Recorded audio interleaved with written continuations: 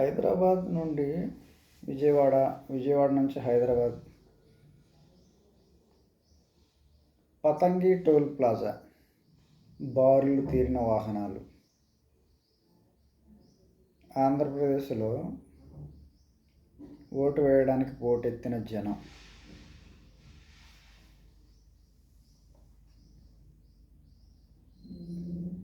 Vote వేయడం అనేది ఒక సామాజిక బాధ్యత,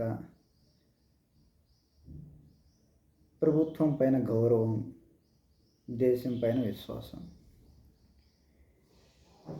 ఓటు వేయడానికి అందరూ జనాలు కదిలి వెళ్ళారు, ఓటు వేశారు, తిరిగి వచ్చారు.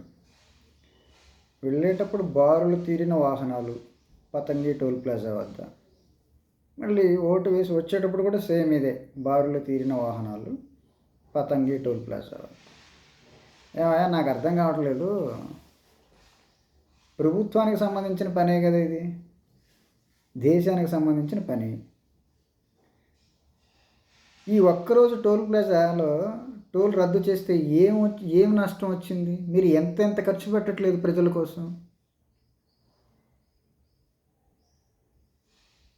టోల్ రద్దు చేసి వాహనాలన్నింటినీ వదిలేస్తే ఎంత సమయం మిగులుతుంది వాహనాలకి, వాహనం నడిపే వాళ్ళకి? ఈ చిన్న చిన్న విషయాలు, ఇవన్నీ ఒకరు చెప్పాల్సిన అవసరం లేదు. ఎలక్షన్స్కి వెళ్ళే ముందు రోజు, వచ్చే రోజు ప్రతిసారి జరుగుతున్నదంతే కదా. విజయవాడ హైవేలో టోల్ ప్లాజా వద్ద వాహనాలు ఆగిపోవడం, ఆ ఒక్కరోజు టోల్ రద్దు చేసేసి ప్రజలకు ఉపశమనం ఎందుకు కలిగించట్లేదు?